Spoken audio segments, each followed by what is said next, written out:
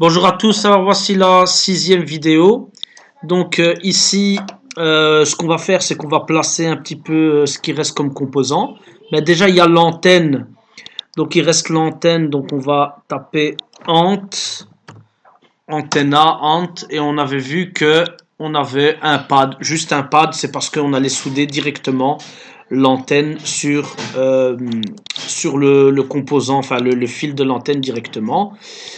Je relie et voilà, c'est relié. Alors il reste à relier un petit peu tous les éléments et là ça va être très très rapide parce qu'il suffit de reprendre le net, relier tout. Mais là ici c'est conformément au schéma, hein, j'ai envie de dire, on peut même faire un accéléré ici, hein, vous allez voir parce que conformément au schéma il n'y a rien de très très méchant, c'est vraiment tout relié. Et là hop, je clique, je tape escape, je tape tout à la masse, d'accord, comme le schéma l'indique. Donc ici, il suffit de suivre le schéma que l'on a fait.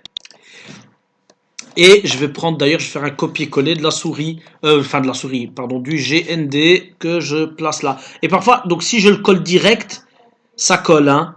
Voilà, hop, ça colle. Vous voyez, pas besoin de le déposer, c'est pour gagner un petit peu de temps. Vous voyez qu'il est attaché. Pour vérifier, c'est toujours bien de faire ça pour voir si il est bien attaché.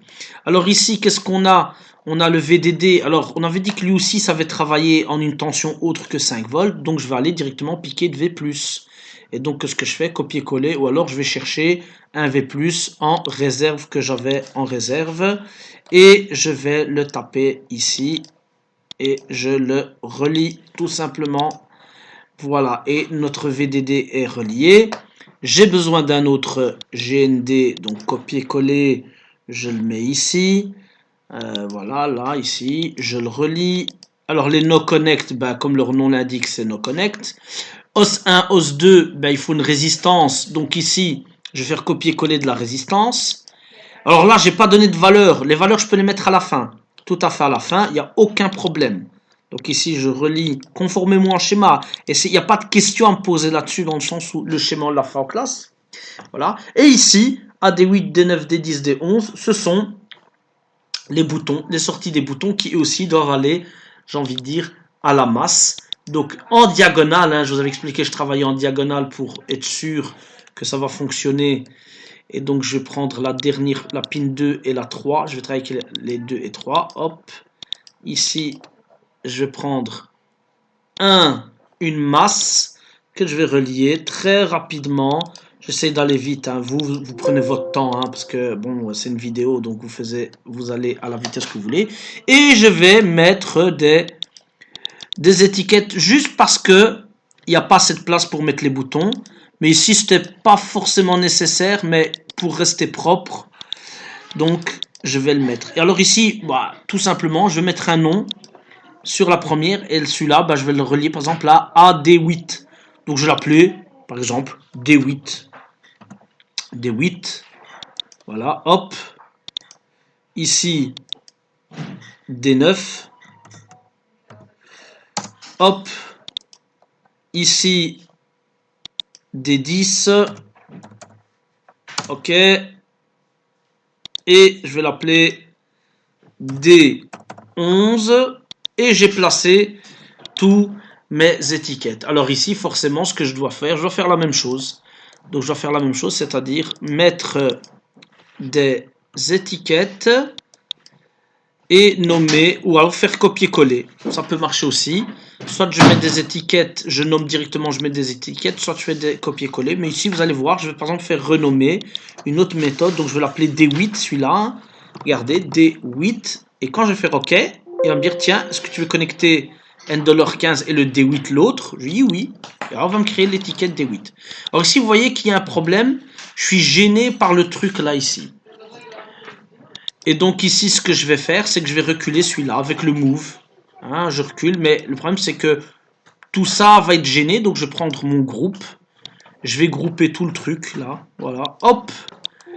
Et je vais aller dans move, n'importe où, move group, et je peux bouger tout le groupe. Vous voyez, hein, je bouge tout le groupe. Et ainsi, je fais un peu d'espace. Et ce truc aussi, tiens, il est trop proche. Je prends tout ça. De nouveau, Non, j'ai pas sélectionné Move Group. Move Group, le Move, et voilà, je le mets loin, et comme ça j'ai de la place pour mettre du D8. Alors maintenant je continue à renommer. Je vais l'appeler D9 idem. Alors vous voyez, hop, je tourne.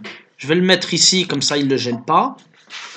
Ici aussi, D10 idem.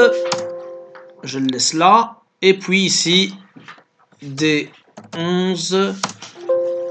Oui, je connecte et je le mets là où il y a le D9. Alors ici, limite, le R2, je me remets sur Move et je peux déplacer le R2. Et même l'écriture, vous voyez, hein, l'écriture peut être déplacée séparément.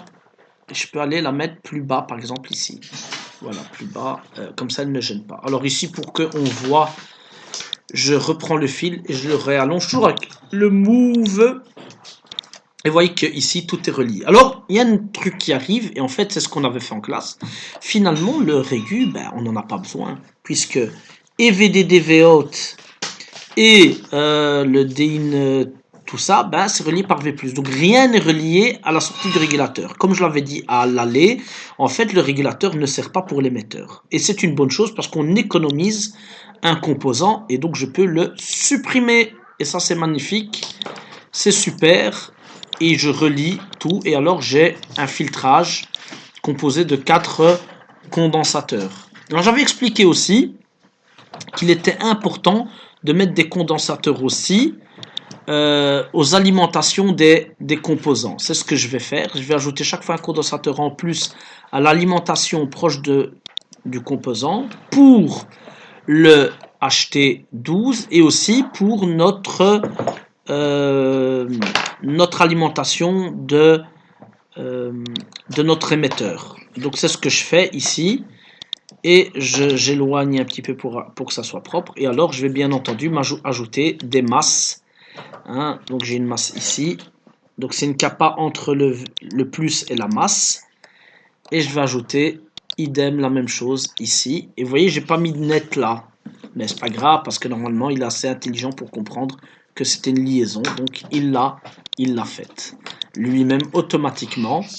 Et donc j'ai ajouté des kappas de filtrage supplémentaires à côté de mes composants pour encore mieux filtrer. Et on a terminé le circuit d'émetteur qu'on va un peu maintenant réarranger à la prochaine vidéo. Merci.